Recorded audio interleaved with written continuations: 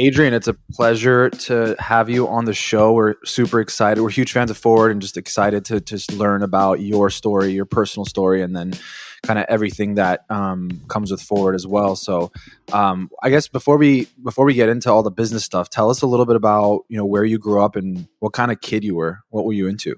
What kind of kid I was. You should really ask my parents. They're going to give the maybe not nice version. So I guess the first thing I should say is I was not born in this country. I'm an immigrant, maybe potentially like yourselves. I don't know.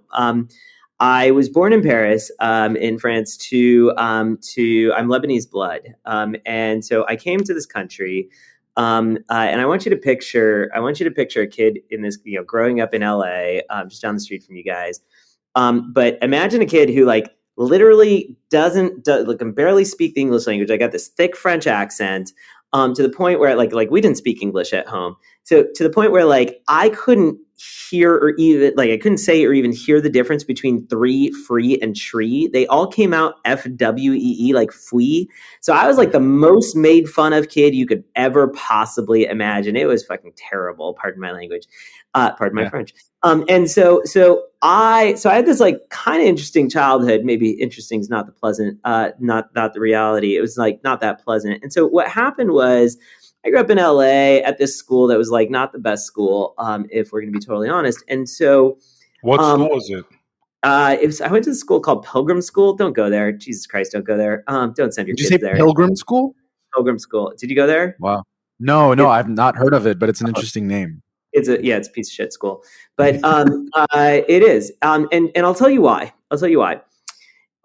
It's a school where being smart and doing well academically was not good. It was not the cool thing. And so the smarter you are, the better you did academically, the more you were made fun of. And so I my parents were academics. Actually, you guys went to USC with me, and my dad, both my parents worked at USC. My parents were academics. And we didn't have much growing up. We were not well-to-do. We were actually one of the kind of lowest income families at the school. My parents came to this country with basically nothing, an education and nothing. But the one thing that they cared about was you know what, dude, don't be an idiot. Care about learning things. Care about discovering truth in the world. And so that I grew up with that kind of principle. And so so imagine being at the school where you don't know the cool things. You're not watching Beavis and Butthead. You can't afford cable anyway, right? So you barely have a TV in your damn house, but you do care to learn things. And so you're just getting attacked left, right, and center by the other kids. And honestly, I'm really sympathetic to people who say hey, we got to deal with bullying in schools. And I'm not trying to say this to have a pity party on me. I've done just fine in the world, but it definitely shaped a lot of who I am, and it shaped a lot of how I kind of look at the world. Now, there's some pros and cons. Candidly, I didn't have the most pleasant childhood, but part of it is it formed a little of who I am. Because imagine going through a childhood where part of what you have to do is you just get really used to people kind of looking at you all day and being I'm going to tell you that you're wrong. I'm going to tell you that you're an idiot. I'm going to tell you this. And so you have to become incredibly internally motivated. So oftentimes you're I'm part of a community. I'm part of this. And you kind of bond with your community. I didn't have a lot of that growing up. I felt like an outsider. Now, some of that really sucks, obviously, but also some of that's incredibly helpful when you think about what it takes to go do a startup. Because part of what you're doing when you're doing a startup is you kind of come out, and doing a startup is an incredibly arrogant thing, right? You say, I've got an idea. So at Forward, we say, I believe I can do healthcare better than literally everybody on the planet. Think of how obnoxious that is, right? Yeah, the whole planet's tried to do healthcare. You're all wrong. We think we're going to do it better. This is literally the most hubris you could possibly have on the planet. And so what happens is everybody around you is just yeah, no, you're wrong. And you're wrong. And you're wrong. And you hear it all day. And you're yeah, you know what? Fuck you. I'm just going to ignore you. You put your head down. You just work. You work. And you work. And maybe you get one person to agree with you. Okay, now you're two people working against the world. And then it becomes 3. And then it becomes 4. And then it becomes 5. Now today, Forward is roughly about 1,000 people. We've got God knows how many members and God knows how much investment. And you start to pick up steam. But honestly, you become really, really good at saying, I know what I know.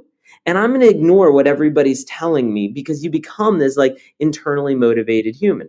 So in some Adrian, ways, yeah, please go ahead. yeah, Yeah. no. I just have a quick question on that because it's super interesting that you bring that up. Is like, what kind of gave you the confidence as a kid? Like when you're constantly hearing people making fun of you, you're just saying like, "Hey, you don't know what you're talking about," or "Hey, what you're saying is stupid," or "You're an idiot," or whatever.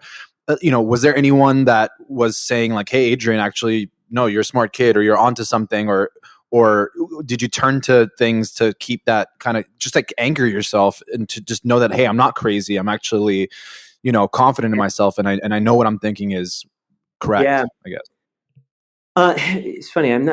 Did not expect this conversation to go in this direction. Maybe I'll give you a little. It's not easy for me to speak about, but I'll give you a little of the inside. It's not. It's not so much that I had confidence. I'll actually tell you, it's a very hard time in my life. Like I multiple times as a kid, like very seriously thought about taking my own life.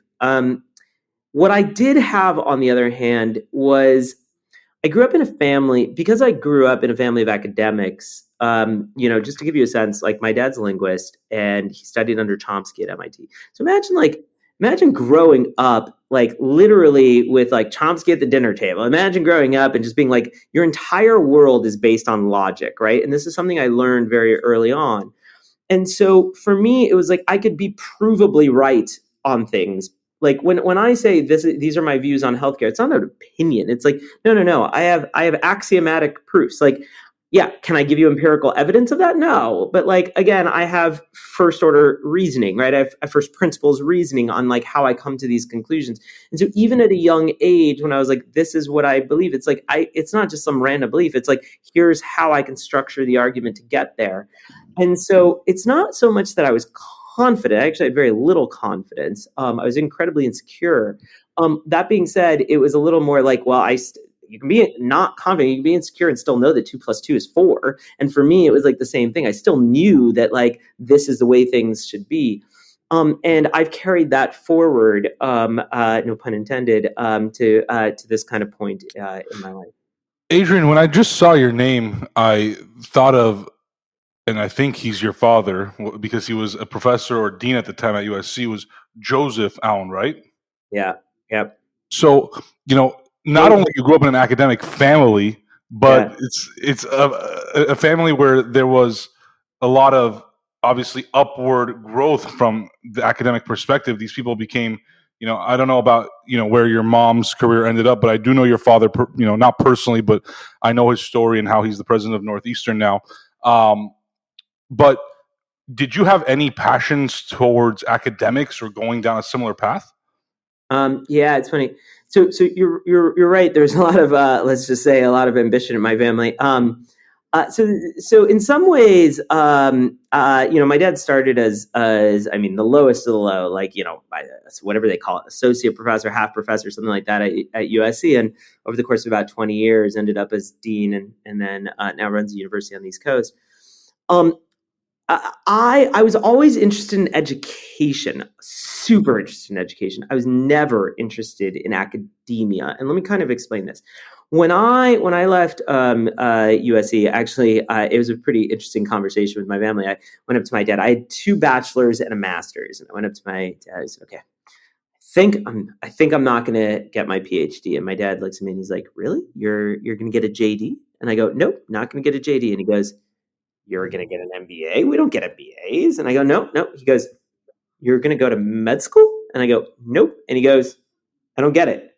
Wait, you're dropping out?" And I go, "Well, hold on. Like, I don't think I have like 2 bachelors and a master. I don't really think this is like dropping out per se." And he just looks at me and he goes like, "Oh, really? Like you're the dropout of the family." And let me be clear, I'm like the least educated in my family by far. Now, again, because my family grew up with nothing, and so from their perspective, like education is like the one thing that nobody can ever take away from you. So it's incredibly highly valued. My parents were educated both in the Jesuit school system in the Middle East, and they highly value it. It's a free education in the Middle East, and it was the one thing where it's like it's the great equalizer, right? You may not have much in the world, but you can have the pursuit of intellect. And so for me, I've always been fascinated with the pursuit of truth and the pursuit of advancement. But when I look at academia, the thing that I never loved was that it was like, what, it's all in service of what? Of like, we're writing papers, and I want impact. Like, I actually get incredibly frustrated when people focus on input more than output. I spent some time working at Google, and actually the thing that I hated the most about Google was, if you look, Google is like roughly the world's smartest people sitting around, literally playing with toys. And it's like, I was in the search engine division, right? And we built this like AI team that was like the world's best AI team, like 1,000 people of the smartest minds I could ever possibly imagine being around. And they were writing the like most impressive software, the most impressive technology. And I would encourage you right now to go to google.com and type in whatever you want. You're going to get 10 fucking blue links. You know what you got at google.com 15 years ago? 10 fucking blue links, right? It's like, we have all this. What's it doing? It's doing nothing. Literally, it's doing nothing, right? And this is the absurdity, right? I hate when you're not having impact. I don't want to be on my deathbed going like, wow, I wrote some really awesome papers. I want to be on my deathbed going like, I changed somebody's life. And not only I changed somebody's life, but I changed the lives of the people where it's like, it matters the most, right? Mm-hmm. Because like, when I look at my life, I've been handed a lot. Like, yeah, I can bitch and moan about my childhood, but let's be real, right? Like, I grew up in LA, and like my biggest complaint is, you know what, people made fun of me. You know, like, if that's my biggest complaint, like, you know, we're doing just fine, right? Adrian, I want to play devil's advocate for a second here for those that are listening, and I personally agree with you in terms of the impact. But there are some people out there and some people listening right now that are probably thinking, you know, I'm happy just going to my job, making money, and that's it. I don't really give a shit about making impact. I don't really care to be known. I don't want to start a company. I just want to go to work, come home at night, be by myself or be with my family, play with my dog, and do it over and over and over again, right? So, you know, what about those people, right? Like, what do you say to them? Yeah. So first off, everybody gets to choose what they do with their life. There's no one right answer. I'm going to tell you how I chose what I want to do with my life. Okay. So when I was about 22, I sold my first company, and, you know, made a bunch of money. And you think like, well, building companies obviously to make money. So now I got a bunch of money, so I should spend the money. So I started spending a bunch of money. And honestly, I got tired of it pretty fast. And I was like, well, wait, now that I'm tired of it, what do I want to do? Wait, I just want to go back and work. And this was really kind of a mind fuck, because you're like, wait, the point of working is to make money. I have the money, but all I want to do is work. So I got really confused. And I'm like, well, maybe I should spend a little more time and be thoughtful about why I want to work.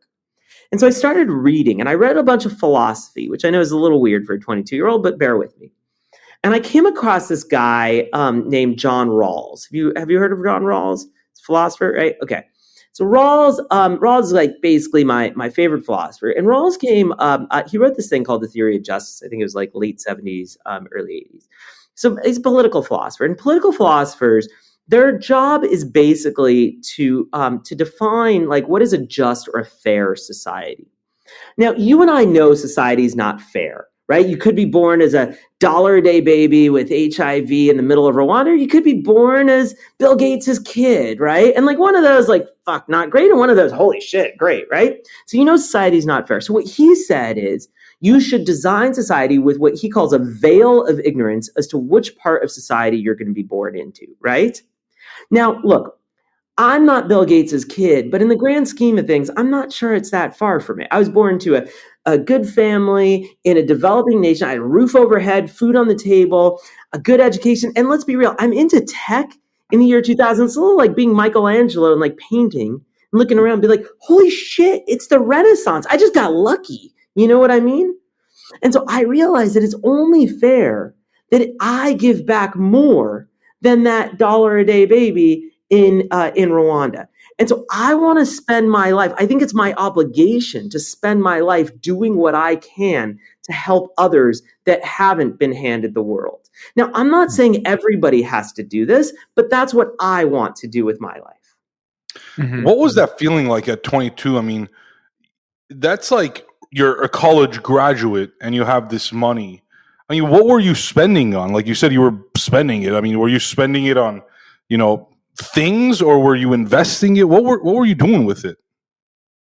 Hookers and blow. No, I'm joking. No, I mean, things. I was into cars, but like, I don't know. I'm not very materialistic, so it wore off pretty fast. I actually I own like literally almost everything I own fits in a backpack right now. I've just never really been into stuff. I mean, look at how I dress. I've got like a cheap blue, plain t-shirt on. And so for me, I do a bunch of investing now, et cetera, but it's never been a primary driver for me. For me, the primary driver, and by the way, it's not that I care to start companies. I don't actually hate starting companies. It's not that I care about fame. I actually detest fame. I hate to tell you this, but I actually really detest doing interviews. I just like building things.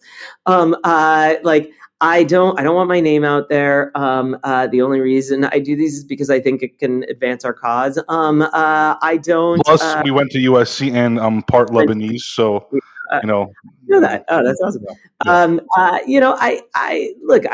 For me, I just want to help people. And I know that sounds really kitschy and it sounds really lame, but literally, that's all that really matters. And I think that when I'm on my deathbed, I'm not going to look back and care about my resume. I don't think I'm going to look back and care about a big house and a boat and jets. I think I'm going to care about, did my life mean something? Did I use it? Did I use it to the fullest? Did I use my opportunity on this planet in a way that I'm proud of and that mattered? And to me, that's the thing that I want. Now, Yeah. Now, I read Rawls, but the reality is we all know this, whether you want to call it Catholic guilt or the golden rule or karma or whatever you want. We've all learned the same damn lesson, Right. Yeah. What was your mindset like in college? I'm assuming you started the company that you sold around that time or probably right after you graduated. What was your mindset like back then? And what was the company you started? And kind of share like a little bit about, selling a company at 22, that's pretty damn awesome. Yeah, it's actually started when I was 13, believe it or not. And so when you start a company at 13, everybody thinks it's a joke. I did not think it was a joke. I think I'm the only one. And so it started by building websites, which, believe it or not, just building websites was like a thing back then. Now it's like I remember freewebs.com was that. What were you using to build websites? We wrote our own code. This was pre at 13. Yeah. Yeah. And then we very quickly realized that actually building websites wasn't the thing. It was hosting websites was the thing. It was building websites was a service, hosting websites, you could actually scale. And so we started, buying servers. We got a data center, that sort of stuff.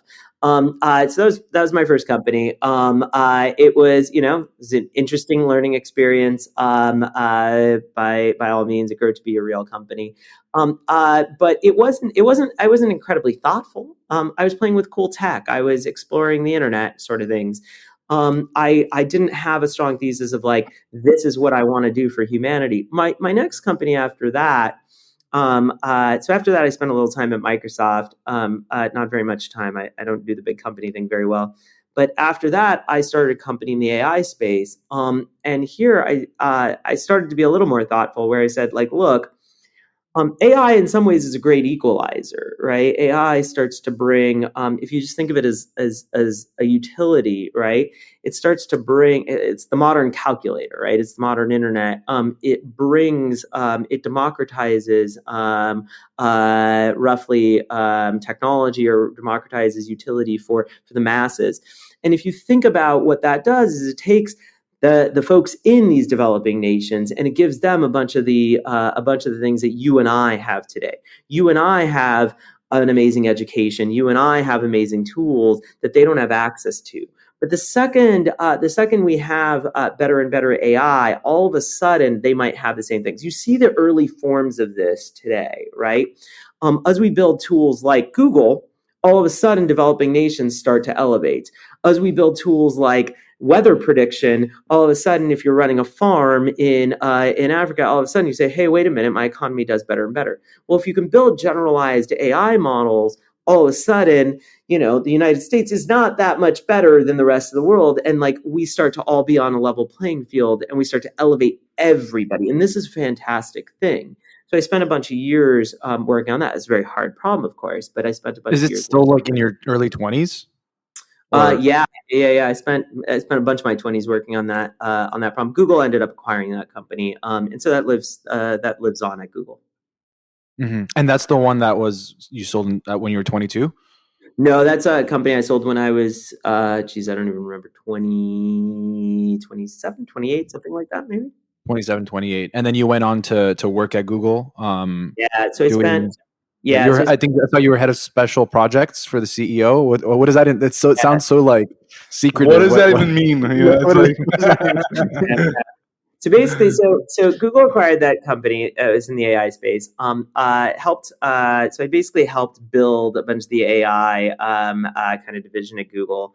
When I got there wasn't that much of an AI division. So we were kind of building a bunch of it from scratch. So there's AI in kind of a bunch of disparate orgs, but we didn't have kind of a central AI division. So I spent a bunch of time doing that. I actually got really frustrated, as I mentioned, because frankly, it was a bunch of cool tech and not enough impact. So I actually, after roughly about a year or so, quit. And I had this interesting experience, which is our CEO at the time was Larry Page, the founder. And Larry, I remember, kind of came into my going away party. Everybody's, drinking some champagne, having a blast. And Larry comes in, he's like, "Why are people celebrating?" And I'm like, "Well, because, I'm leaving." And he goes, "No, you're not." And I go, "Well, I get that you're, it's like rich, powerful guy, but no, I get to choose when I'm leaving." And he's like, "Swing by my office after your party." And so I swing by his office, and I go on a walk, and it was actually a really fascinating experience. We started talking, and he's like, "Why are you leaving?" And I go, and I'm a fairly blunt human, so I go, "Well, I'm leaving because we're not innovative, we're not doing things, And he goes, "What are you talking about?" And we just start going org buyer. He's like, "Look at what YouTube's doing, look at what search is doing, look at what ads is doing, look at what Google Docs is." And I'm like, literally, I just start punching back org buyer. I'm like, there's not a fucking thing you can name that Google has done in the last 10 years. It's been innovative that frankly, we haven't purchased. And we start arguing for roughly, 2 hours. And at the end of 2 hours, he goes, "Actually, I just roughly agree with everything you're saying." And I was like, "What?" And he goes, "Oh yeah, no, I 100% agree. I just wanted to hear you argue it." And I'm like, "What?" And he goes, "Yeah, I'm basically I'm kind of over Google too." And I go, "Well, now I'm definitely leaving," And he goes, "I'm thinking of doing something new. Why don't you do it with me?" And I'm like, "Is Larry Page asking me to co-found a company? What is going on right now?" I'm confused. And so we ended up spending the weekend kind of talking through ideas. And wait, so you didn't have anything planned? You were just going to leave? Oh no, I had a company I wanted to start. I definitely had a company I wanted to start. And so I basically quit on that Friday. I actually ended up rejoining by that Monday in this new role, which was I was going to run, or I did run special projects for all Google. So I was kind of Larry's right-hand man for the coming years. And basically what it entailed was, what in essence kind of became Alphabet. And so the idea was it was too hard to innovate inside of Google. It was like classic innovator's dilemma, became too large. So what we decided we were going to do is take the good parts of Google, aka the bank account, and spend it on startups that only Google could do. So in some ways, it's really fascinating, right? You're a kid in a candy store, so you get to look across the world's problems. And this is something that Larry and I did a bunch of. We just said, let's just go imagine, what is the future of healthcare look like? What's the future of, and really interesting problems. What's the future of birth control look like? What's the future of prisons look like? Can we get more people out of prisons? Can we think of it as reform? What's the future of transportation look like? What's the future of cities look like? What's the future of education look like? And we just looked across all these like enormous world problems, from food to you name it, and then said, like, what can we do in these spaces? And then in essence, my job was to go start companies in those spaces, and you see that some of those became Alphabet companies. So a good example is Was this Sidewalk. X Lab, by the way, or was this different than X Lab? Google X was actually more Sergey's thing. Oh, so they had competing internal like specialties. Maybe not competing, but different approaches. Yeah, healthy competition. Yeah. One was the I'm going to be Tony Stark, and one was the I'm going to build businesses. And his was really cool tech. They were more the the balloons and self-driving cars, and ours was more like a lot more kind of systemic problems. So we did, for example, Sidewalk Labs, which is working on kind of, can we create a better city? It's a really hard problem if you think about it. Tons of cool things you can do there, but very hard problems. Can we create better healthcare? One of the things I worked on was food. Can we create, like, what's the future of food look like? What would a world look like if I could create chocolate that had the nutrition of salad? Would the entire world just be healthier tomorrow? Like, that'd be fantastic. It was almost like you were like in this like fantastical mindset, right? Like, let's just think of the biggest problems in the world and come up with a crazy solution and then just figure out if it works. And no knock on you, but like, obviously there's so many impressive people at Google. What do you think was it like the fact that you're just straightforward with Larry and he just like respected you and appreciated you to like want to do this with you? So I think there's probably one, maybe two fundamental things, and I don't know this. You'd have to ask him, but there's probably two fundamental things. One is, when you're at a company of that size and scale. So I'm not going to name the name of the person because I don't want to throw him under the bus, but I'm going to give you a really good example. When I left Google, when I quit Google that first time, one of the SVPs sat me down. And I go into his office and I'm like, hey, buddy, you're a good friend of mine. I'm going to tell you I'm leaving. I want you to hear it from me. And he sits me down and closes the door and he goes, Adrian, what the fuck are you doing? And I go, what do you mean? He's like, what are you doing? This is the gravy train. He's like, we're making bank. You don't got to do anything. No one's going to fire you. You're going to make all this money. Don't worry. Just shut up, sit down. You're going to be great. And what you realize is that's the culture. The culture is nobody wants to actually innovate. They just want their money. And I'm going to be honest. It was very clear to Larry and very clear to anybody. You could not buy me like that, like full stop. In fact, when I ended up leaving Google, multiple people came up to me and were like, hey, we'll double your salary if you stay. And I was like, not a chance. Like, it's not a concept. Like, that's not why I'm here. And so that was number one. That's why, like, I had no problem telling Larry at every point. I'll tell you, he and I got into some very loud shouting matches. Maybe not all that I should have, but I had no problem saying, like, this is what's right for what I care about. What I care about is not Google the company. What I care about is I told you what I want out of my life, which is I want to improve humanity. And if what I'm doing here helps with that, great. And if what I'm doing here doesn't help with that, that's fine too. Did you think he would say, like, let's do it here? Or he could have easily just said, all right, go do whatever you want on your own. Like, you don't have to be at Google if you're trying to save humanity. I'll fund you. Well, the interesting thing is, I think that Larry cares more about humanity than I think he cares about Google. And that's why I think we're actually aligned. Now I'm putting words in his mouth. You can go ask him.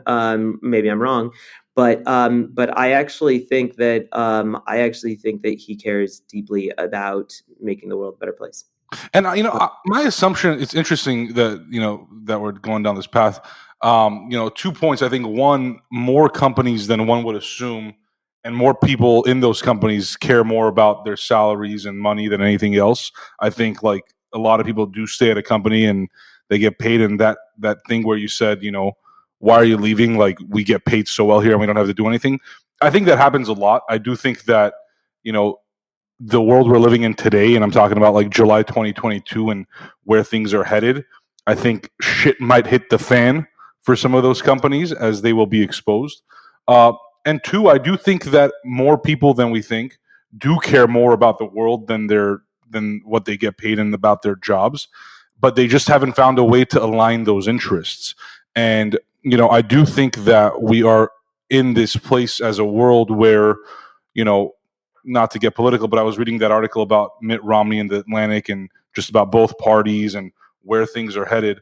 But it's time that we start giving a shit about one another and society more than our personal selves, because we're not headed in the right direction. And I do think the companies that understand that and build those companies in the next 10, 12, 15 years, I think they're going to be the winners, frankly, both from an impact perspective, but also from a financial perspective. I think they're going to be rewarded for their impact, because you do need to align those interests. I think social entrepreneurship just needs to become entrepreneurship, right? Like, that needs to be the new way, because we've realized the inefficiencies of government and that the private sector does have more influence in change and impact. So, to that point, I feel like certain industries, especially, you mentioned education, which is something I'm very interested into and listen to podcasts about and stuff too. And I think it might have been Mark Andreessen or someone talking about it, about how like it's literally a cartel, right? Like the Department of Education, the way these like universities are run,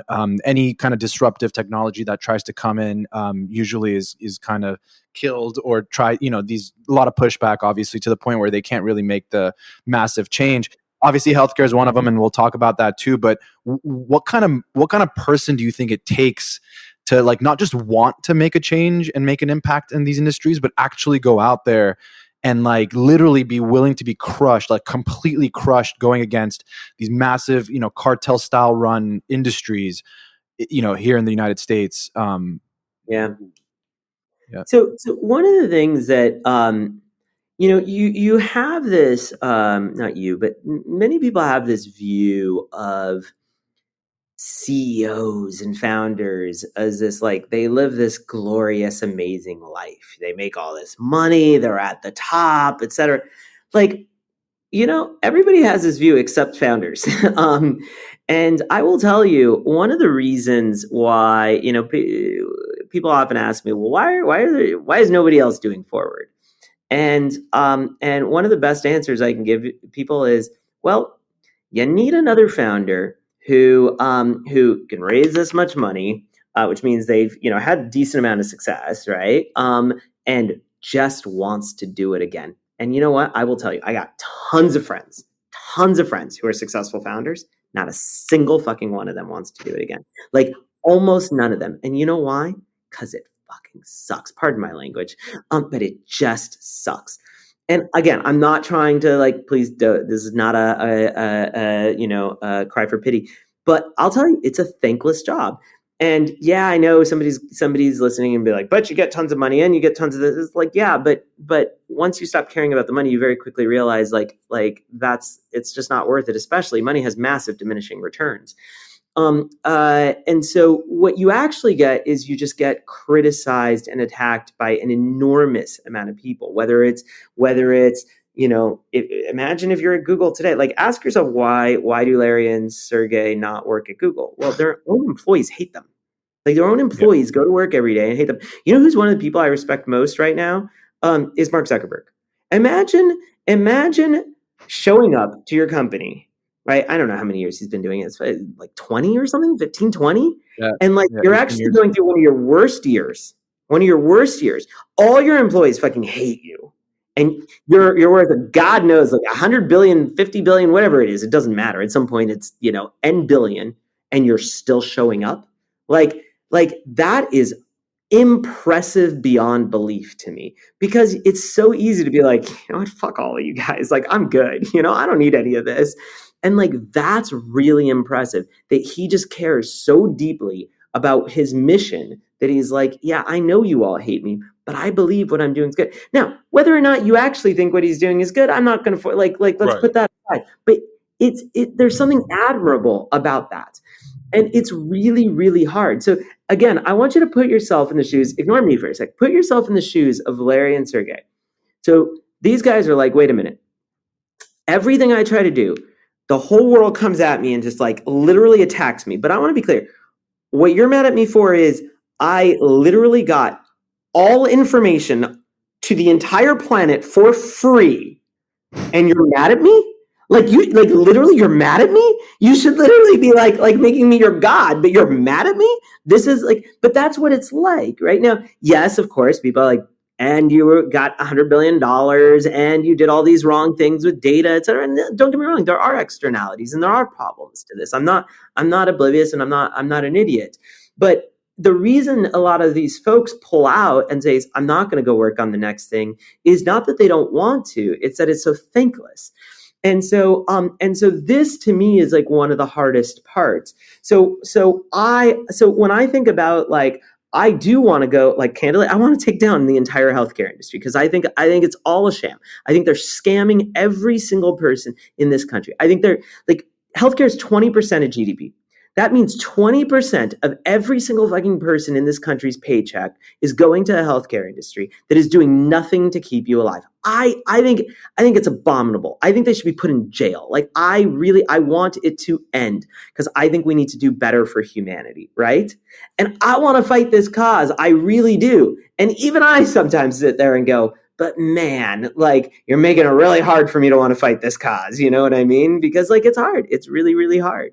So what, Adrian? What keeps you going? Like, knowing that, and like knowing that you don't really care about the money. Like, you know, how do you get through the challenging, tough days? Because I'm certain those are probably more prevalent than the good ones, especially in an industry like healthcare.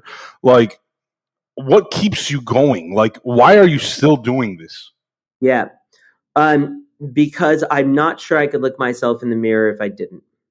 And because I would have to look myself in the mirror that very next day, and I would have to say to myself that somebody, like, I don't know, like critiquing you in a tweet or you know, coming up to you in a meeting and like, I don't know, like telling you suck, is the reason you didn't keep going. And because of that, you're letting, you know, millions of people potentially like die. Like that's your logic, Adrian? Like, you're an asshole. Like no, like, do better. And so I just hold a higher bar. Like, at some point, like if not you, then who? That's the question that you have to ask. There is no other backstop in this world. There is nobody else behind you that's going to pick up the torch, right? And so at some point you need to show up, right? Like, when you take a step back, there's almost 8 billion people on this planet. I think it's high 7 billion. Less than 2 billion of them have access to any form of what you and I would call a real form of healthcare. Mm-hmm. Like, that's scary. That's bad, right? That's really, really bad. When you look across even the United States, even a developed nation, and you look at the quality of the shit that we get, like, here's how bad healthcare is. Let me just kind of paint the picture for you, okay? Let's pretend, I apologize. Let's pretend that you weren't born in this century. Let's go all the way back to the Bronze Age, 5,500 years ago. This is roughly as far back as we can trace humanity, 5,500 years ago, okay? And let's compare how technology has developed. Let's start by asking, how has transportation developed? 5,500 years ago, you started by walking on your own 2 feet. You could walk, maybe 5 miles a day, maybe 7 miles a day. Your feet would get tired. I mean, you're walking on your own 2 feet. You know what you did? You invented sandals. Smart guy. Now you're up to 10 miles, maybe even 20 miles a day. You did that for roughly 2,000 years. Wow. Okay, then you wanted to go further. You know what you did? You tamed horses. Now you're up to 50, maybe even 100 miles, right? You did that for another 2,000 years. Then you know what you did? You're like, I want to go further. And just in the last 200 years, you start going after, you start going after trains, you after planes, automobiles, and all of a sudden you're like, okay, that 100 or 200 miles starts going to thousands of miles. Then we start going, NASA is like, we're going to go to the moon, and now you're up to 125,000 miles. And then SpaceX is like, we're going to Mars, and now you're up to 125 million miles. So we went from literally 5 or 7 miles to 125 million miles, and that's the progression. Okay, now let's look at healthcare. 5,500 years ago, what was life expectancy on this planet? Well, if you were born, you had roughly a third probability of dying roughly in infancy. Okay, that's pretty bad. But let's pretend you didn't die right on the vine, okay? You survive, okay? So 2/3 chance you survive. Your life expectancy, 47 years old. You know what life expectancy is today? about 70 years old. Okay. So we increase life expectancy on this planet roughly about 50%. So with transportation, we increased it roughly about 125 million X. And with health, we increased it by 0.5x.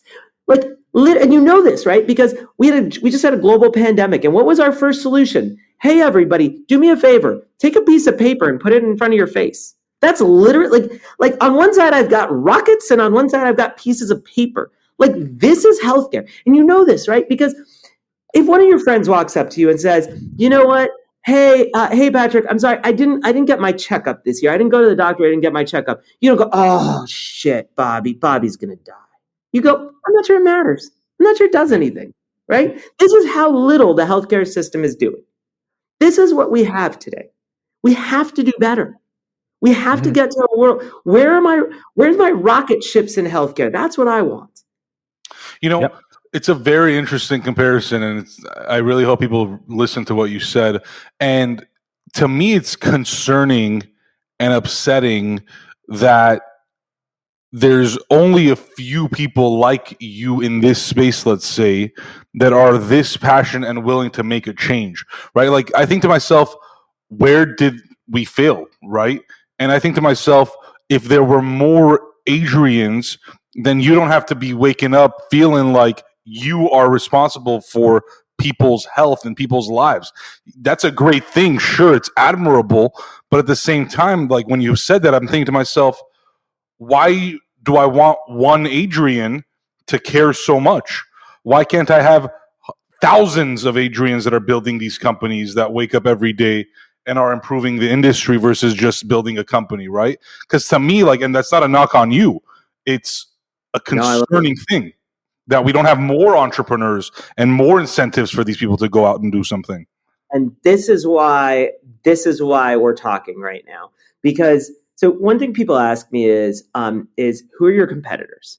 And I always have this kind of funny view, because I'm like, well, first off, I haven't met them. I hope to, and I'll tell you why I hope to. Imagine walking up to, I don't know, UNICEF and being like, hey, is Doctors Without Borders your competitor? And they're like, well, we're trying to help people. Do you think like when somebody else wants to help people, we say, no, we got this. Like, look, we need more people helping people. Like, we're not going to solve healthcare in the next week. And you know what? If you somehow happen to solve healthcare in the next week, I'm going to move on to climate change. There's enough problems on this planet for all of us. Don't worry, you know? So yes, we need more people. And honestly, one of the things that scares me the most is if Forward doesn't work. Like, and by the way, we're going after a big fucking problem. Like, let's not presume that like, oh, it's in the bag. Like, if Forward doesn't work, I don't see the other people that are working on this right now. I don't see the other people that say, hey, we're going to go solve healthcare for the planet. And that scares the living shit out of me. I'm not going to lie. It is scary. Mm-hmm. So going back to the beginning of Forward, you're at Google, you're working on all these different projects, all these different big, huge, industries that have all these problems, or you see, significant potential for improvement in. How did you land? Where did the idea, or like what ultimately inspired you to land on Forward? And what was like that initial kind of step in terms of, I don't know how much you knew about the industry at the time. I'm guessing you had to probably go out there and do a bunch of research and kind of like learn. Not really. Yeah. So tell us about that. So don't learn the industry. And it's actually really important to not learn the industry. If you want to build the future of something, learning the industry is almost always the wrong idea. Like, could you imagine if step one of building Google was like, great, let's learn the Dewey Decimal System? It's like, no, don't do that. Please don't do that. Like, really, don't do that. You know what I mean? In fact, I'll tell you right now, for anybody listening who's like, oh, I want to go work at Ford potentially. Like, I will just tell you, the more that you know about the healthcare industry, the less likely we are to hire you. Like, we don't care about the industry. We are not trying to solve the industry. We're trying to solve healthcare. We care about the care. So we absolutely care about how does the human body work. We care about how is care delivered. We don't care about the industry. Look at the industry and look at what healthcare as an industry has done in the United States in the last 75 years. It's all financial innovation, right? Medicare for all we're talking about is who pays for it, right? Copays, Obamacare, high deductible. All of this is financial innovation. never once is somebody coming up and being like, hey, can we actually talk about like the care? Like, no one's interested in just making you live longer. They're all interested in how are we going to extract more dollars out of this system? And I don't want to talk about that. I have hundreds of engineers sitting about 5 feet from me right now that are working on like, how do I prevent cancer? I do not have hundreds of engineers working on new ways to bill you. That's not interesting to me, right? And so I don't want to learn about the industry. In fact, most of what you want to know about how care actually works, I hate to say this, it's like, go back to Hippocrates, go back to the Greeks. It hasn't changed that much since then, which I know is appalling. And don't get me wrong, Hippocrates had some pretty crazy views, but like the idea of like, well, there's a diagnosis, there's a treatment. It comes from from roughly that era. It hasn't changed that much. The things that we have been innovating on in recent memory, you can mostly throw out. And so what, for me, I got exposed to healthcare, frankly, because somebody in my family, my brother had a heart attack, and so immediately I was like, "Whoa, what is going on in this industry? Like, what the fuck is this?" Like, there's people dealing with them with like a clipboard and paper and a pen. I'm like, "Are you kidding me? Like, what are we talking about right now?" And every part of it was just absurd. Like, literally, it was like. It's like, imagine telling your kids what it's like to go to the doctor one day, right? It's like, okay, wait. So you walked into a room, there was this person in a white coat, you told them what was going on, and they divined what was wrong with you. Oh, you went to a fortune teller. It's like, well, no, it's got, I mean, let's be real. Doctors are the fortune tellers of our time. It's not their fault, right? It's like, doctors are doing the best they can. We've just given them the world's shittiest tools, right? Like, I walk up to a software engineer, I hand them a laptop, which is like the sum culmination of all human advancement in this beautiful 2-pound device. And I walk up to a doctor and I hand them a stethoscope, a hollow tube invented in 1816. You know, when you were a kid and you wanted to hear what your parents were saying in the other room, and you took a glass up to the door? Like literally, that's what a stethoscope is. I actually got really pissed in my first week at Ford. I bought a stethoscope because I'm an engineer, and so I like to buy things. And then I did exactly what you would expect, which is I took a pair of scissors and I cut it open, and then I looked inside and it was hollow. And I got pissed. I was like, no way! They totally scammed me. There's nothing inside this one. And then I went up to one of our doctors and I was like, look, they scammed me. And he goes, no, that's how stethoscopes work. I'm like, what do you mean that's how stethoscopes work? Where are the wires? And he goes, no, they're just a hollow tube. And I'm like, are you fucking kidding me right now? That's how stethoscopes work? Like, this is how you're literally saving my life? And he's like, yeah, that's just it. And I'm like, okay, this, at some point, can we just say like the emperor is wearing no clothes and just like admit it? Like this is absurd. And so yes, at some point, let's just like throw it all out. There's so many aspects to this, right? There's the insurance aspect, then there's the education aspect of doctors learning, going through med school and learning all these things, right? And then there's like the hospitals and the inefficiencies there. Like, how do you where does it all begin? Yeah. Okay. Really simple. Really, really, really simple. Ford only has one key insight, and one key insight that you got to understand. And once you understand this key insight, everything starts to change. Okay. Imagine I walk up to you and I say, okay, Posh, I want to get doctors to the whole planet. I want to get doctors to the middle of India. I want to get doctors to the middle of Rwanda. I want to get doctors to billions of people. Okay. What are you going to say? You're going to say, okay, Adrian, where are you going to get all these doctors, and who the hell is going to pay for them? But now imagine I walk up to you and I say, I want to get smartphones to the whole planet. I want to get smartphones to the middle of India. I want to get smartphones to the middle of Rwanda. I want to get smartphones to the whole planet. You're going to say, Adrian, not only do I think it's possible, I think it's kind of already happened. I think you're kind of late to the game, right? So what do you intuitively know? You intuitively know that technology scales in a way that humans don't. Or another way to say it is hardware and software scales in a way that like doctors and nurses don't. So at Ford, we only have one key insight that we believe that nobody else believes. We believe healthcare should be a product, not a service. We just want to take everything that doctors and nurses are doing and just migrate it over to hardware and software. Because if you do that, you can scale healthcare out to the planet. You can scale it. You can bring the cost down. Healthcare becomes incredibly inexpensive. You can make it super accessible. Oh my God, it's like literally on every street corner. We've got the internet on every street corner. But there's also this beautiful thing, which is the rate of innovation starts to go through the roof. Look at what happens on my mobile phone, right? Like, you've got this 22-year-old named Kevin Systrom, who goes, I built Instagram in a weekend. Well, yeah, no shit, you built it in a weekend after 10,000 engineers built the world's best camera, the world's best operating system, the world's best glass, the world's best cell tower. You come, you put icing on the cake, you built it in a weekend, and it takes off, right? Because the rate of innovation and the rate of learning goes through the roof. Now, let's ask ourselves, how's the rate of innovation work in the world of healthcare? Well, I'll tell you what, because I've seen it firsthand. The CDC in middle of COVID was like, we got to move fast. We got to spread the word. We got to make sure everybody knows exactly the latest learnings on everything for COVID. So obviously you're like, okay, you know what they're going to do? They're going to write the protocols. They're going to put it in a language. They're going to send it out. And our EMR is going to download the latest information and just deploy it. Nah, they started an email list. They sent out some emails. Every doctor just read the emails. Are you fucking kidding me right now? Like every doctor is just going to magically read every email. So now imagine if you were like, okay, but we don't want to just have our doctors be up to speed on just the latest COVID protocol. We want our doctors to be up to speed on the 1 million different conditions and diseases and things that could be going on in the world. And we want those updated 1,000 times a day. Well, how are you going to do that? My phone's downloading 500 app updates every single day. Could you imagine if you had to read 500 different emails and your doctor had to learn every single one of these and somehow your doctor had to communicate with every single member every day? This is absurd. This is crazy, right? Why do we live in this world? Where's the technology? And it comes down to the one thing, and you said it earlier. You said it, and it's the one thing that pisses me off, which is insurance companies. Honestly, insurance companies are the root of all fucking evil. And I, pardon my language, I just really, this gotta stop. So just ask yourself, okay, every job you've ever been in, right? They all do one thing. They all come up to you every year and they're like, hey, Posh, hey, Patrick, time to get your flu shot, we've all been around for a fucking flu drive, okay? How many people do you know who are dying of the flu? Is there some big rash of flu deaths I don't know about? Are all my friends... Apparently during COVID, they said people were dying of the flu. Okay, yes.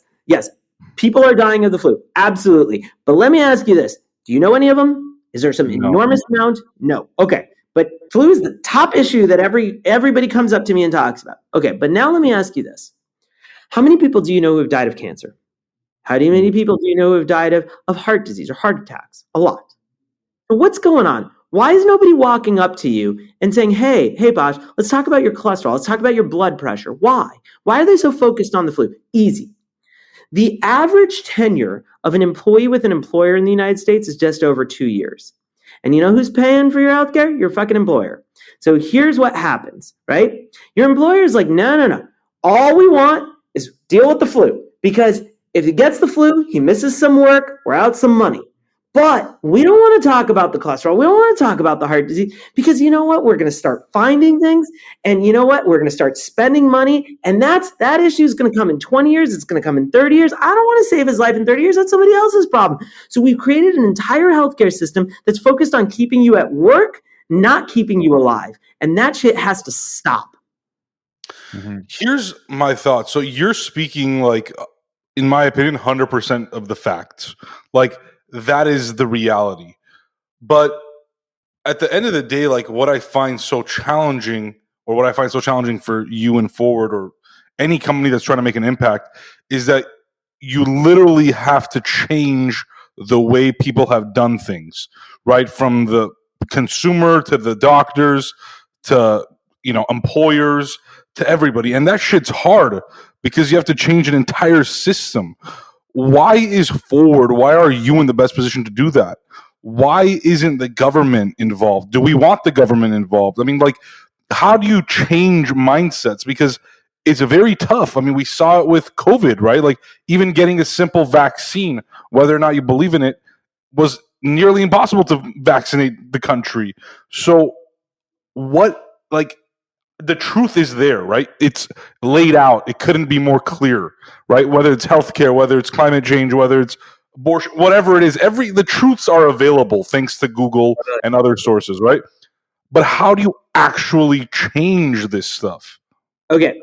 So look, I'm not an expert on government. I don't claim to be an expert on government, but let me give you my uninformed, uneducated thoughts. What I have seen is that governments are typically incredibly, incredibly good at policy. And if you believe that healthcare is a policy problem, government's going to be great at it. So if you believe that healthcare is going to be solved by things like Medicare for all, then sounds great. But I didn't describe a world where healthcare is going to be solved by who pays for it. What I described is a world that needs innovation. I described a world where all of healthcare needs to become a product. In other words, do you believe that the government would have created Google? No, none of us believe that, right? So using the analogy, imagine you and I 25 years ago were like sitting in a library and we're like, oh, libraries are awesome. We believe the whole world should have libraries. Libraries are fantastic. Well, you can go to the government and you can say, hey, government, pay for libraries for everybody. And the government could do that. Might be expensive, but they could do that. But you need Larry and Sergey to build Google. And government ain't going to do that, right? Government's actually really bad at innovation. Now, could they help? Of course they could help, right? They could provide subsidies. And you see that even with companies like Tesla, right? Where the government provided an enormous amount of subsidies. But I don't know that you want government in the business of innovation. Right. And the reason for that is you actually want innovate. You want companies like Ford to have a capitalist incentive. Companies like Ford should die if the market's not adopting them, and the next company should pick it up, and the next company should pick it up. There should be market forces behind these companies. So I guess the better question would be, how does the implementation look like? Because yes, the product is there. You're building the product. You're going to improve it. You're going to iterate on it, et cetera, et cetera.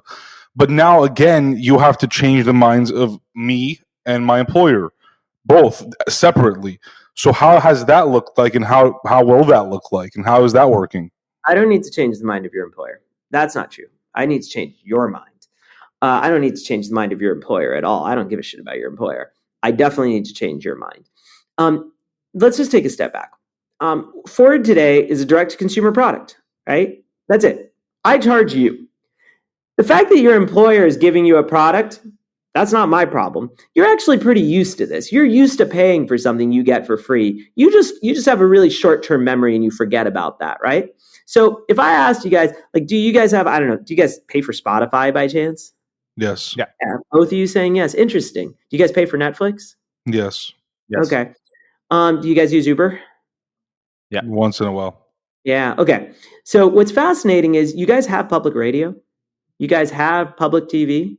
You guys have public transit, but you're not using it, right?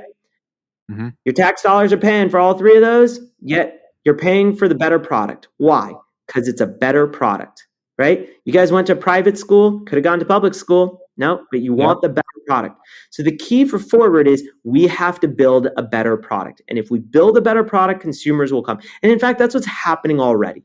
We have a product, and tons, about 60% of our consumers today, of our members, already have insurance via their employer. But at the end of the day, they go, yeah, I've got this via my employer, but it's a piece of crap. And I want something better, right? No, don't get me wrong. Some of our members are like, I don't have health insurance, and that's why I'm signing up for it. But the majority of ours are like, I just want something that's better. And every day, we're a tech company, right? So what are we doing? Every single day, we're launching more and more value, right? We started with Ford actually doing very little, and then we said, oh, now let's launch genetic sequencing. Now let's launch skin scanning to prevent cancer. Now let's launch heart health programs. Now let's launch weight loss programs. Now let's launch mental health programs. Every day we're adding more and more. But remember, we're a tech company. We're doing it as a product, not as a service, which means we're not charging more. That's pretty cool, right? In fact, it's the opposite. We want to lower our price. So we're giving you more product, and we're going to lower our price, as opposed to the existing healthcare system, which every year is raising the price, right? And they're literally giving you less and less between the copays and the deductibles. They're literally just giving you less and less every year for a more expensive price. So at some point, it's like, as long as I just keep doing what I'm doing, like, I should win, right? I was gonna ask about the economics of it all, but I think you answered it. And the examples you bring up, Spotify, Uber, all these things, it seems like there's this equilibrium point where once the price gets too high and the service is too low, there's like a breaking point where people start realizing, oh shit, it doesn't work anymore. Like, I need to find another alternative, and then boom, there's a company there that. But how, like, from what you've seen in terms of the customers that come to Forward, when is that point for them? Do they have to go through it to really realize it, or is there some sort of like way to get them to like do it as a preventative measures, like once it's not too late once I need the actual healthcare? Yeah. So just think about it as like there's not like one size fits all, right? Different people have different things, right? But just take a step back, and I want to give you a mental model, okay? Healthcare, whatever, 10 years ago was roughly, I don't know, 7, 8, 9% of GDP. But whenever I say of GDP, people have this like theoretical response. So let's just make it really simple. 7% of your fucking paycheck. And now it's 20% of your fucking paycheck. Okay? Now, at 20% of your fucking paycheck, that's a lot. Now, imagine if your cell phone bill, like your Verizon bill, was 20% of your fucking paycheck. You'd be like kind of like hankering a little. You'd be like, oh my God, this is like pretty intense, right? Now, the reason you're not super up in arms and you're not fighting a lot is you're like, I don't feel like I have much option. I don't feel like I can do much about that, right? But the more that the other option starts to rear its head, the more that you're like, what the fuck, right? Like the more that you're going to start complaining, right? So what they have today is they have what's called regulatory capture, right? You're like, I can't negotiate this. I can't do anything about it. And let's just look at some options and just look at what's happening, because it's really fascinating. So if you've ever been in an ambulance, I love this. If you've ever been in an ambulance and you get the bill, right? Ambulances are like what, a couple $1,000s. I know in LA it's like literally like $3,000 is the average ambulance ride. So just imagine if, when you open the Uber app and it's like Uber X, Uber Pool, Uber Black. Let's pretend there was an Uber ambulance option. Okay, Uber X is like $20, Uber Pool is like $13, Uber Black is like $40, Uber ambulance is like $3,000. It's like, what the fuck just happened? Like, why did I just jump? So ask yourself just logically, was it, it's because obviously an ambulance must be $1 million vehicle. No, it's roughly the same price as like a slightly expensive SUV. It's like not that much. My only guess would be just there's labor in there. Labor, not as many. How much does a paramedic make? Slightly more than the chauffeur driver, not that much. Like honestly, they make a pittance. 60 grand a year. Okay, so now you must be okay, Adrian, but like, dude, like, let's talk about the meds. The meds must be really expensive. Nah, honestly, a few bucks, like not that much. You know what it is? It's that you can't negotiate the price. And so when you can't negotiate the price, they get to charge whatever the hell they want. So and stupid question, but who determines the price? The government? You're not going to believe me when I say it. Literally, the ambulance companies and the insurance companies, and there's basically no counter pressure. They can just keep they're regulated, right? Barely regulated. In fact, it's a big issue. It's like literally going in front of state courts and Supreme Court, because like there is no counter pressure. And this is roughly what you see is happening. But this is all of healthcare today, right? Like you don't have the right to negotiate this price. In fact, companies don't have the right. So companies are required by law above a certain size to give healthcare. And there's only a few options. So what do the companies do? They just keep driving up the price, right? Like, why wouldn't they? And so all of a sudden you're like, this is bullshit, right? This is literally absurd. So as the consumer, you're just getting like, you're literally just getting raped. Like your money is just getting like taken, right? And this is terrible. This is literally terrible. And so my whole argument is, okay, so healthcare is going up 7% year over year. Okay.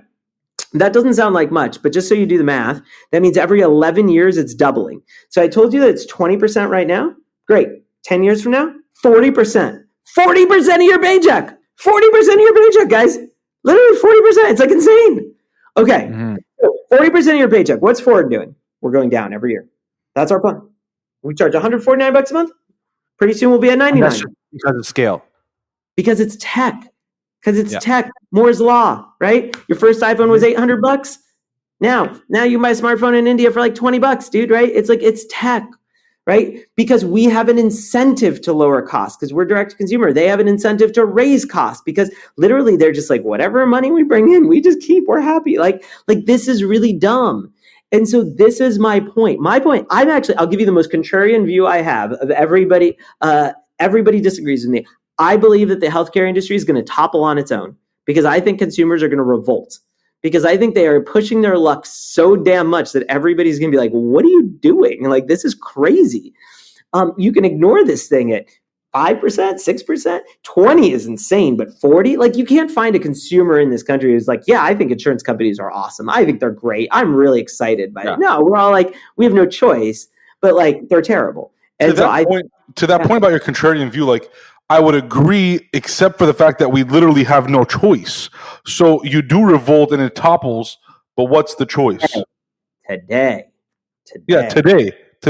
Like if it topples in a year, you're fucked. But the choice is coming, and you Yeah. see the choice coming. And in fact, here's the mistake they're making. The mistake they're making is they're getting too greedy, because what they're doing is by trying to usurp so much money, they're opening things up.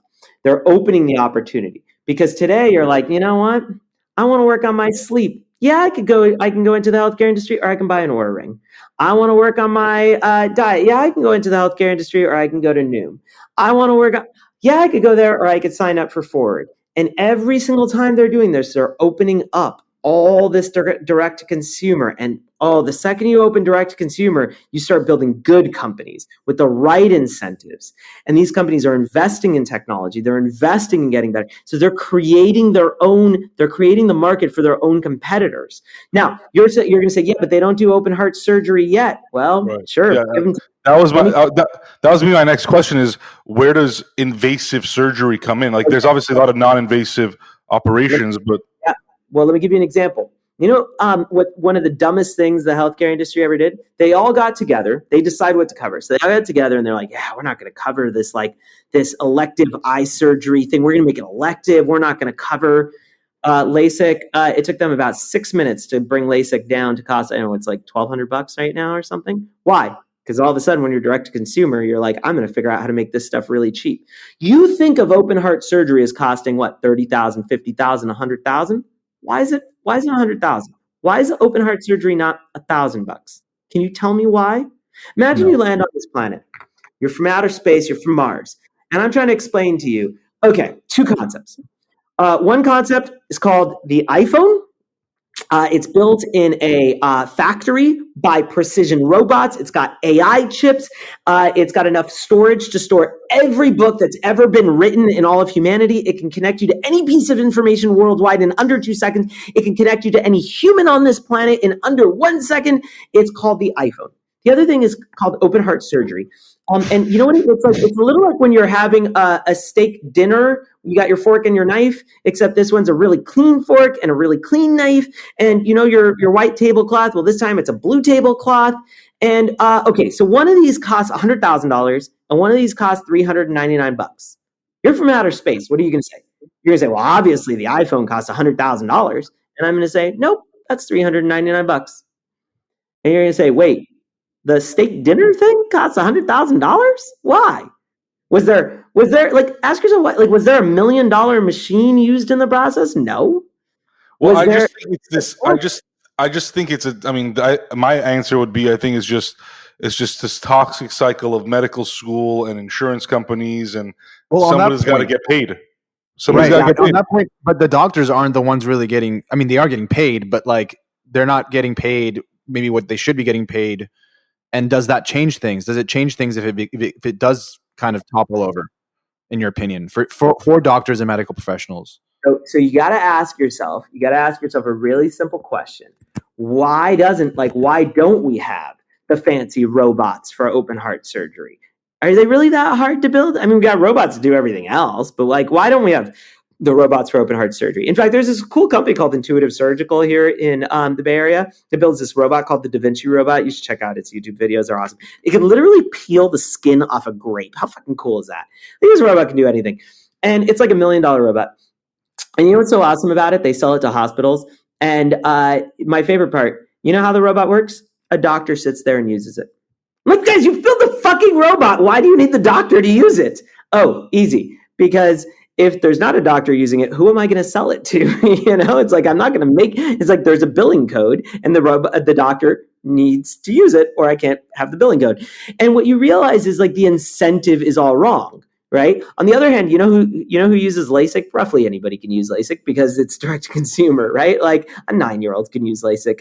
LASIK has a lot of incentive to make sure like the lowest grade human can, like literally anybody can use it. And now you understand the point of incentives.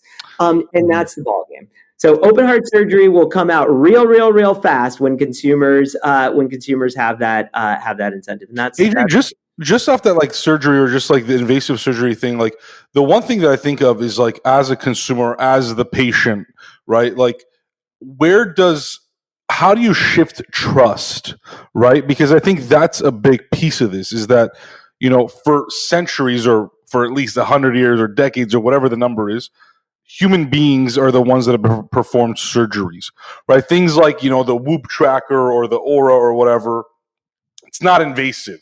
My bed sheet, whatever, with 8 Sleep, right? I mean, name all these products. They're not necessarily like inside my body.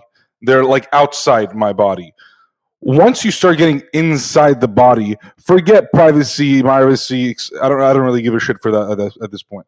How do you shift the trust of a robot performing open heart surgery on me versus a human being who's done 16 years of fucking school, that supposedly supposed to know everything, has a god complex, et cetera, versus a robot? Yeah. What's funny is that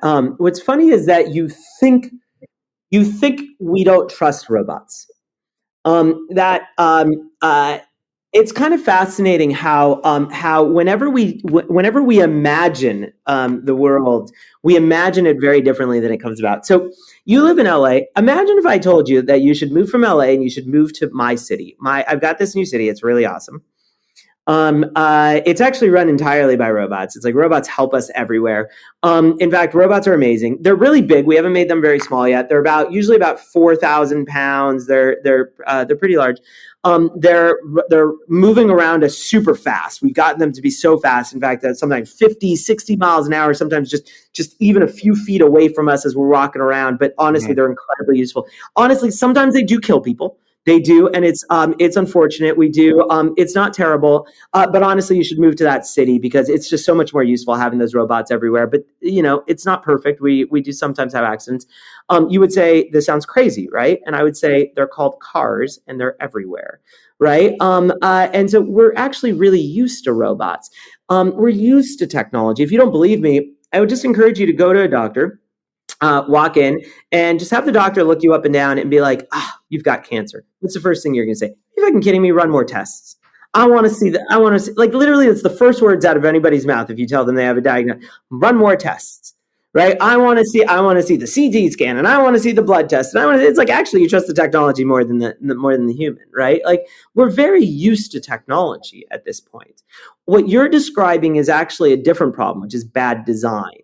And so when you envision robots, you envision something from like Terminator, or like RoboCop coming out with like, but it's actually robots just look really different than that, right? Robots, like your dishwasher is a robot. I hate to break it to you. Like, imagine if I told you I'm going to put the world's sharpest knife in middle of your house. I'm going to spin it at 10,000 RPM. You're like, that's really fucking scary. Oops.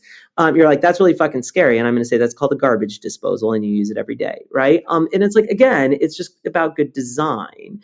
Imagine if I told you, like, actually, I'm going to put a robot that has steel bars that literally will lock you in to a place wherever you are so that you can't get in or out. And you're like, that's really fucking scary. I'm like, that's called door locks in a car. And like every time you start driving, the doors just lock. That's what they do. It's like this is what happens all the time. And so again, it's just about making sure that like whatever you do has really, really good experiences. If you look at how you live your life today, like the standard human wakes up in the morning, right? And what do? Well, I don't know. We open our phones, right? And we're like, oh, I got to go somewhere. So we open Google, and Google is like, turn left, turn right. So the robots are already commanding us around, turn left, turn right, right? And then we're like, oh, I want to go on a date tonight. So we open up, I don't know, Hinge and Tinder, and it's like, go mate with this person and go mate with that person. Like, now I'm hungry. And it's like, then you open up, I don't know, like Yelp and OpenTable, and it's like, go eat here and go eat that. The robots have already taken over, guys. Like, they're telling us what to do, But again, it doesn't feel like that. It feels like they're in service of us because it's good design. And that's the key. The key is to make sure that like it's not like Terminator, RoboCop. The key is to make sure that we are the ones controlling them and they are in service of us. I'm curious, besides all this stuff as a founder, like as an individual, how did you become such a great like storyteller salesman? Like, and I say that with like in the most positive like respectful way, because just even from the way you describe and, you know, compare things and the analogies that you give, like, you're describing a very boring industry, I'm sure, for a lot of people, in a very fun way. It's like fun to I'm about to listen apply for a job to Forward, like that. Like, I mean, hopefully people that are applying to Forward listen to this podcast eventually. Well, first off, I actually think what you'll find is that healthcare is probably one of the most exciting industries. And by the way, I hate the industry of healthcare. I really do. It's fucking boring as fuck. But what can be more awesome than like how I live my life, right? Like it's like actually kind of exciting, right? Like when you actually think of the long term, like what should health look like if it wasn't just focused on trying to extract a bunch of money and keep you at work? It's like actually one of the most profound, like it's all about like, I want to live longer and live happier. It's like literally there are a few things on this planet that could be more human than that, and more exciting. Like the world's best doctor should literally be like helping you find your best relationships. It should be helping you find your best jobs. So like we've created a healthcare industry that's literally just like this incredibly downside oriented reactive bullshit. It's like one of the things, and I'm going to answer your question in a second, but if you just kind of take a step back, one of the things you have to ask yourself, so I'm going to say something maybe that I shouldn't say, maybe something that's a little controversial. I am, so in the world today, drugs, when I say drugs, I don't mean prescription drugs. I mean, call it like, recreational drugs are considered, incredibly bad. I think this is absurd. I think that the world's best healthcare systems should be advancing any form. When I like, let's not call them like recreational drugs. Let's call them performance enhancing drugs. This should be where we're spending an enormous amount of time. Like I want my kids to grow up in a world where they're taking the smart pill, the empathy pill. That like, why is the entire healthcare industry about like you broke a bone, let's fix the bone. You're going to get cancer, let's fix cancer. Why are we not in a world where we're trying to make humans even more amazing than they are? We do this today. We just do it in really shitty forms, right? Like, hey, go ride a bicycle so you're happy. It's like, okay, great, but like, can't we build better technology? By the way, I love riding bikes. It's like one of my favorite passions. But I think we can go further than this with technology over time. And but we've created an industry that's so unimaginative and so boring that we've actually created it to be like a faux pas to even discuss like, can we create a world whereby we can bring people together in better ways with new technology? And I think that's really a shame. Now, I'm guessing you're a fan of CRISPR. I'm definitely a fan of where CRISPR goes. I also am a huge. So if you look at like what Berkeley was doing, especially in like the 80s, 70s, 80s, and even a little in the 90s. By the way, I'm like not a fan of what Reagan did to like make drugs illegal in this country, because what it did is the war on drugs caused an enormous. We stopped innovating on what drugs could be. And like, yes, of course, you don't want people doing heroin, etc. Like that's bad. But what you do want, like you don't want to kill people. Like I'm very, very against like harming people. But you do want an enormous amount of innovation in like, how can we help people, whether it's in their minds, but also just physically. Like we don't try to improve people. We only try to remove negative effects and bring you back to homeostasis or to status quo, and I think that's terrible. Like I would like to live in a world where we are superhumans one day, and whether superhumans, but there might be very like many definitions of that. I don't even know what that means, and that might be for society to define. That does not necessarily mean we can all run 100 miles, right? Maybe that means we're just all more empathetic. I don't know. But I do think like as humanity, we should explore what are the bounds of humanity. Anyway, to answer your question on selling, I don't know that I'm actually the best at selling, but what I do try to do is just try to say like just imagine what the world would be like if you just rejected the frame of what it is today. So the one thing that I think I've been very fortunate, whether it's in my upbringing or just how my brain works, is most people look around and they see the world the way that it is, and I almost like look around and I just see the world the way it should be. And I actually look around and I just see things that are broken all around me. I just look around and I'm like, that is just broken. And it's just absurd. It actually frustrates me. And And one of the things that I think most of us don't do, or many of us don't do, is we don't just question enough. We just take things for granted. We just say, well, 20% of my paycheck, I guess that's just the way it is. And I would just encourage people when they just look around at things and just go, but why is that? Like, from any little thing, you're wearing a collar right now. You ever think about how absurd it is that you've got a really like random ass flap of clothing that just goes here? Or ever randomly ask yourself, why does the shirt like end here and not here? Or like just ask yourself a really simple question. Okay. I had this question to my leadership team. We were having dinner the other night, and I asked yourself, okay, let's take two questions and let's ask them. If I walked up to somebody and I murdered them, that would be incredibly bad. We can all agree that would be incredibly bad. There's probably no world in which you and I would ever agree that like that would be a good thing, right? That's bad. But if I walk up to a tree right now and I urinate on the tree, I can go to jail as a sex offender. Holy shit, that's insane. Okay? But if a dog walks up to a tree and urinates on the tree, it's okay. You think about how weird that is? You think about how odd that is? Yeah, I pee on trees all the time. Yeah, like, especially golf. If you golf, Yeah, I'm helping the environment. It needs water. Right? And Lebanese food has helped me grow. So, got to give back. I get your point, though. Yeah, if you really start paying attention, there's just a lot of absurd things out there. Yeah, it's just like it's totally arbitrary. I could go to jail for something that a dog is doing all the time, literally every day, all around us. A dog. It's like at some point you're just like some things are just arbitrary. At what point do you? And I couldn't agree more with you. At what point though do you just get so fucking like demolished as a human being that like you see everything bad or everything's wrong around you, right? Like, doesn't that have a massive impact to your mental health? You said bad, and it's interesting. I don't know when do you think like, and I'm not trying to make the analogy here, but when you think of like when Michelangelo looks at like a canvas, do you think he goes, "Oh, it's so fucked up"? No, he goes, "Oh, like there's a blank canvas. I've got opportunity," right? And like I look and I just go, "There's a lot of opportunity to like do cool things," and like I think you have to be an optimist in many ways to if you're pessimist, you're probably just going to see like the downside of it all. And I just think we can do a lot of cool things. I actually kind of have the opposite. People always say like, hey, it's hard for me to come up with ideas of what company to start. And I was like, really? Like, holy shit. like just look around you. There's just so much stuff in the world that's not in the perfect state. And like, there's so much opportunity. There's so many things that are just like ass backwards that could just be so much better and matter. And so like, I don't know, I would love to go solve so many problems for humanity.